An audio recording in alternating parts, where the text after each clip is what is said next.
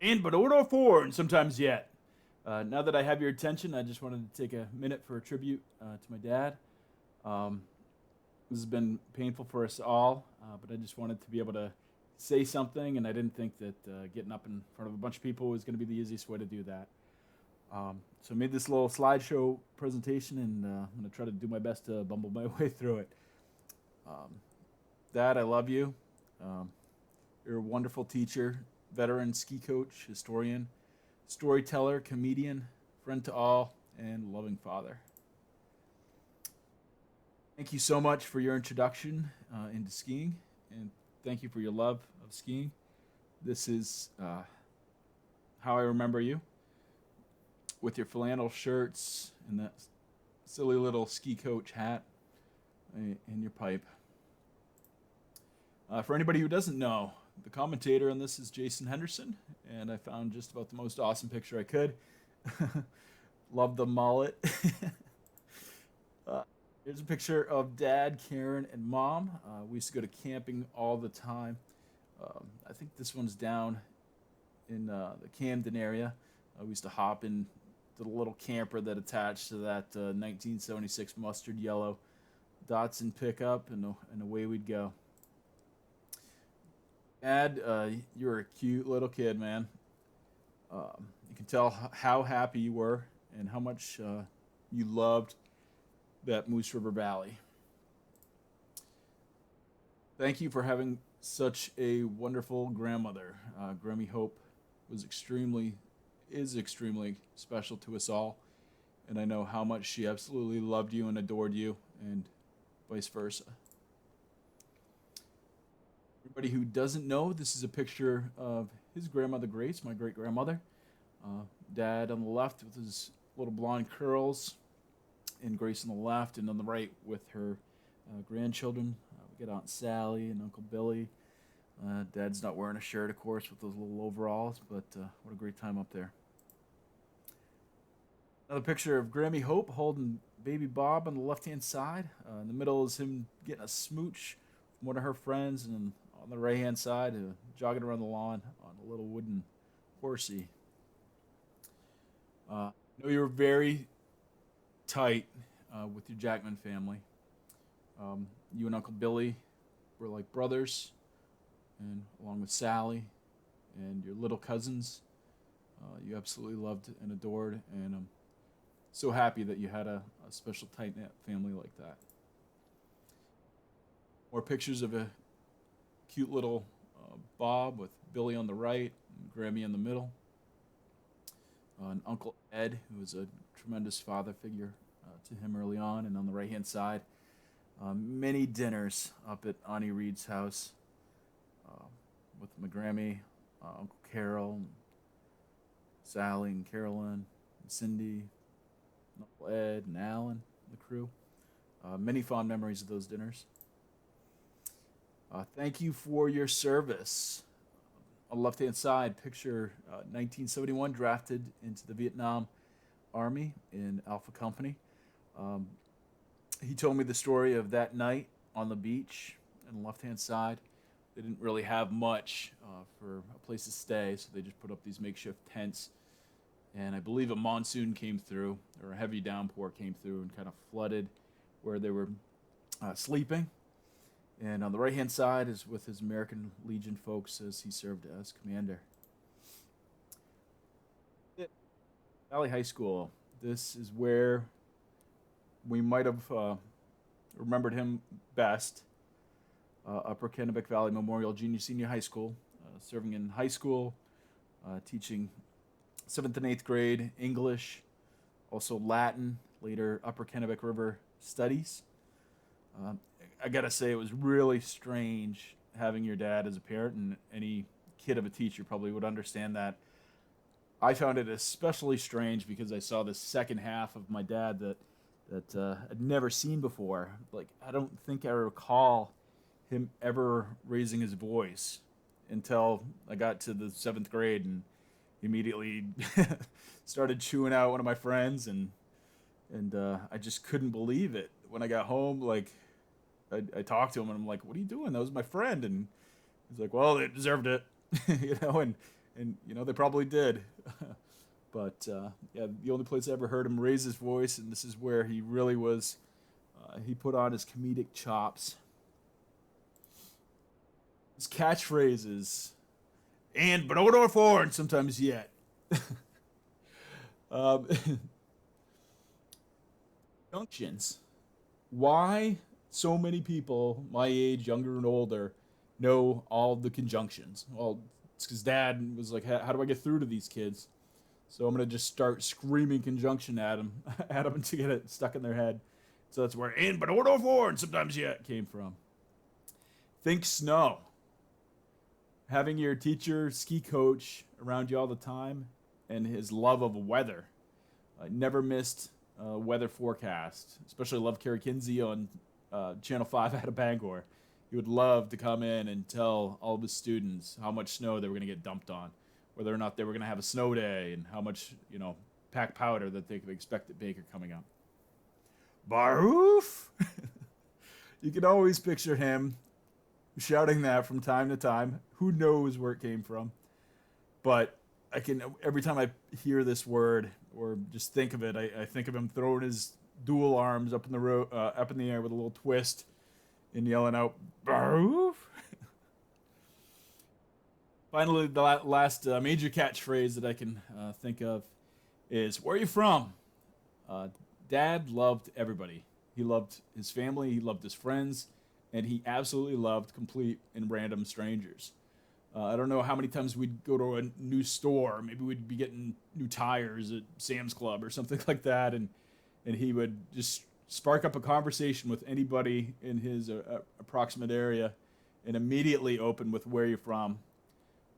He then would just dive into their name, where they're from, the family lineage. He would mention about how they were related to somebody up in Bingham or Jackman or Abbott or who knows where. And he just had this unbelievable memory for people and the history of people. So many times he would just come up to people in town and, tell them about their family lineage, or people would come to him and be like, "Hey, how am I related to so-and-so? Or could you tell me a little bit more about my family?" And he would be ready to do it at any point. This is the second place you probably know him from, and that's good old Baker Mountain. Dad absolutely loved Baker Mountain and spent his entire free time in the wintertime up at Baker Mountain. Him and Jack Hilmer really did a lot to keep that going for a long period of time. Volunteering, making sure that lift was running at all points. Relying solely on natural snow and just crossing our fingers that it was going to be open for February vacation. Dad immediately loved skiing growing up. Spent a lot of time. I believe this picture is at Enchanted Mountain with some others talking about the physics of skiing. He had a special place in his heart for school on skis. They introduced the class many, many years ago and taught countless people how to ski, just so they could enjoy the same mountain that he did. And he just knew that getting kids on the slope was the most important thing. Didn't really matter how good you were, just as long as you were on the snow. Even if you just wanted to come up and go sledding for the day, just get out, get on the mountain. They won quite a bit back in the day. We tried to replicate it in the 90s when I was there, but it didn't quite go so good. But back in the day, they won their championships. I know the women's team won a handful of championships. Andy Jakes won Ski Meister. The mid 1980s, Dad would always come home from ski meets with a new pin, whether it was Mount Abram or something like that. He knew that I was collecting all these little different mountain pins, and so he'd always bring them home.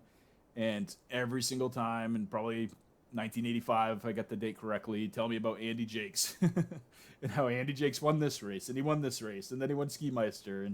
And in the mid 80s, Andy Jakes, that's what we heard. Along with the others. I know the women's team won around that same time as well, but just for an individual. Dad was a comedian. Uh, Billy spent a lot of time trying to be funny, and he just naturally was. Um, Never afraid to make fun of himself or um, poke at others or just do whatever he can to make somebody laugh. I don't know how many times in junior high somebody in another class would run up to me and be like, "Oh yeah, today your dad was reading a book, and to act it out, he got on all fours and started barking like a dog." I don't know what book that was. Maybe it was a How to Baskervilles. Somebody could probably tell me that. Or somebody would come in and come up to me and be like, "Oh, yep, your dad caught fire to his shirt. He caught fire to his pants today. He always had matches in his pocket, so whatever he stuck his hand in, I'm sure it sparked between the keys and the matchbook, and there would go his pants on fire, and he'd be patting them and running around, patting it out." He once caught his Datsun pickup truck on fire. He went into Andrew's hardware store, came out, and sure enough, the seat was ablaze. I don't know why that man was used matches because they they didn't always work out. Also, we all know the story of Mice and Men, how he would read that every year to a different class and act out the part of Lenny. Probably wouldn't be accepted as much today, but just acting out the part of Lenny and just making that the most memorable story to countless number of kids. Everybody remembers that. Um, they remember whenever he would roll in the TV, we knew that that was a special day. Whether it's To Kill a Mockingbird or The War of the Worlds, or eventually turned into his favorite boxer, Muhammad Ali. I think I've watched every single video on the planet of Muhammad Ali, and he just absolutely adored him. So I should have probably given a warning before this slide, but Dad, he was cool as a cucumber, and he never minded to be a little off color as well. On the left hand side, I believe, is from a reunion where he thought he was super cool and wanted to let everybody know. The one on the right, this this is probably his last spaghetti dinner. He came down to my house, and this is probably 2 weeks before he got diagnosed. And I told him I didn't really have a ton of food in the house that day, but I said I could make you spaghetti meatballs with red sauce, and he was like, "Oh yeah!" And that was his favorite meal by far. So I was more than happy to make it up for him, and we just had a great time. He stayed with me. We, drove around town. It was middle of COVID, so nothing was open, but we just spent a ton of time together, just laughing and having fun. What's funny about the picture on the right to me is I asked him that I told him that I was gonna take a picture and send it off to my friends because my friends adored him, and they thought he was a riot as well. And so he was like, "I got a picture for you," and then he sent that off. I sent it to my friends, and of course, they loved it. Dad absolutely loved the ground. This, him and the ground are connected forever. He never found a piece of dirt he didn't want to lay on. Whether it was a lawn, the snow, he didn't care. Maybe it was that night in Vietnam, sleeping on the beach in the rain, that made him think, don't mean nothing. And he just absolutely loved to lay everywhere. I know that there are many more pictures of him laying on the ground, but I thought that these are some of the funniest ones. The ground, in turn, celebrated his love by allowing him to grow the longest corn stalks that he had ever grown. He was so proud of those corn stalks. This picture was on our piano for years and years and years, and he loved that. We also had pigs because he grew up on a farm, and so we had him right in the middle of downtown Bingham. Pigs right by the corn. We just recently mentioned about the story about how a piglet got loose, and I was maybe, I don't know, 3 or 4. and thinking I was a big shot and I was going to go help my dad wrangle up the pig. And sure enough, I sized up that pig, and it was looking me dead in the eye, and it just ran through me just like a middle linebacker. And we were just laughing about that just weeks ago. Dad loved his family. He loved me and Karen and Mom. I can't remember for the life of me where this was, but we were always going somewhere. Um, we spent most of our time in New England, but we kind of explored every inch of it. I love this picture on the left. This was Grammy Hope's. She had this at her house for years and years and years, and loved how happy he looked in that old straw hat. The one on the right, Catholic Church, must have been my christening. Thank goodness he made it to my sister's wedding. Um, we got to welcome Greg Flagg and his family, his brothers Jackson and Matthew, and the rest of their loving family just a few weeks ago. And Dad made it. He got to the wedding. He made it, walked her down the aisle. I had to bird dog him a little bit, make sure he didn't wipe out, but that was my pleasure. This is all the Eastern prom. Um, Karen was absolutely beautiful that day, and Dad was very, very happy for her.